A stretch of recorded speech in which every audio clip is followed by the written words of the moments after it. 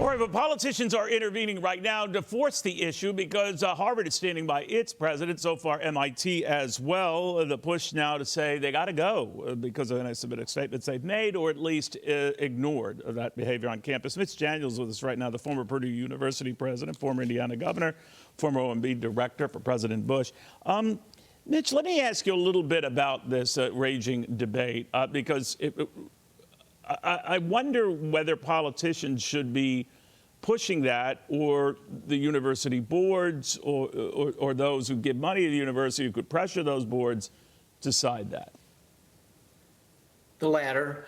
I think it's fine for people to draw attention, and it's legit to comment on the disgraceful behavior we've seen lately.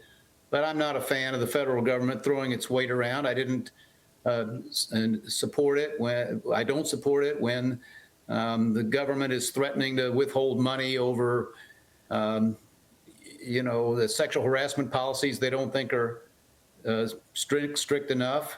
I don't think it's the right answer now. I think you put your finger on it, Neil. This problem arose when boards of trustees and the presidents they selected didn't do their job. Didn't enforce reasonable standards, set standards both for free speech and conduct, and that's where the answer has to come from. So with donors at a university like Harvard who have already been pulling back promised funds or reneging on promises of future funds because of the university's policies apparently not only tolerating but oftentimes encouraging anti-Semitic protests, but not the other way around, that is pressure of one kind, but at least it's not coming from Washington, right? Right. I mean, it's entirely their right, and I'm sure many of them regret the money they've given these institutions before. But let's just notice that the schools in question here are the exceptions. They're bulletproof. They can do anything they want, as Harvard just showed. Yeah. They could live without federal funds if they were told to. But what they have done, however, has further discredited the entire higher ed sector, and that's a bad thing. Public confidence in higher ed has been plummeting. Employers are no longer recognizing degrees as essential or even important. Attendance and enrollment is down, and this really unfortunate recent set of circumstances has only cast further doubt on a sector that was already struggling. You know, when you were running things at Purdue, besides being fiscally one of the most, adept leaders of a public or private institution anywhere, you didn't seem to gravitate to these kind of controversies, whether it was anti-Semitism and Palestinian causes or others, or speakers who were liked versus speakers who weren't liked and all. You seem to avoid that, and I think you avoided it by just preaching. You didn't preach. I hope it was because we both preached and practiced a policy of free inquiry and free debate. We had students and occasionally faculty who expressed their points of view. We made that more possible, actually, than it had been previously. But we also made clear that we had very high expectations for the conduct of people. We would not tolerate disruption of work, disruption of study. One thing I think will be important in the aftermath of what we just seen is whether schools where we've seen actual conduct that is unacceptable, physical assault of Jewish students in some cases, and those should be grounds for suspension or expulsion.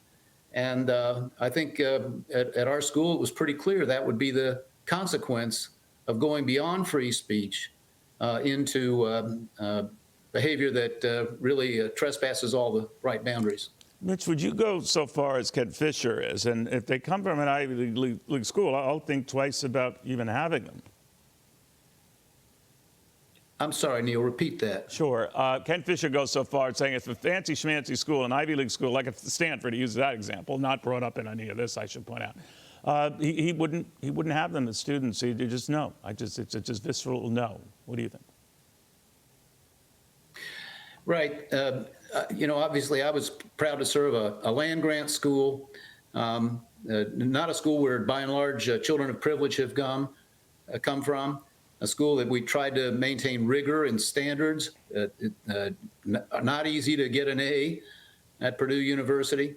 And therefore, our degrees, we believe, we know are highly sought after in the marketplace. And I'm afraid that too many of our schools that we have considered some of our finest have cheapened their currency by both their academic standards and their approach to issues like the ones we just saw.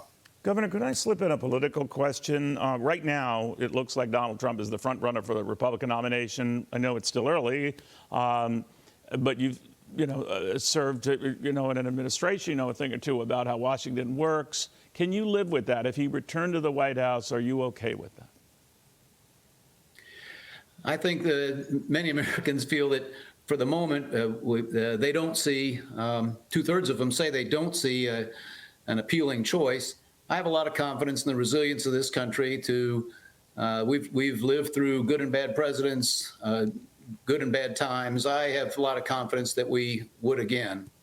So you would be okay with Donald Trump returning? I'm not expressing any personal opinion here, Neil.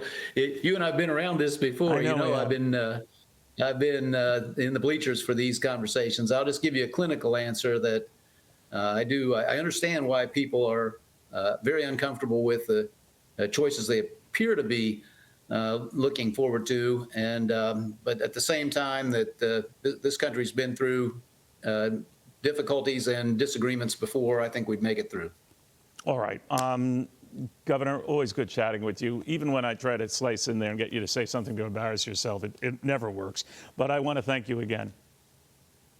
Thanks for having me. All right, Mitch Daniels.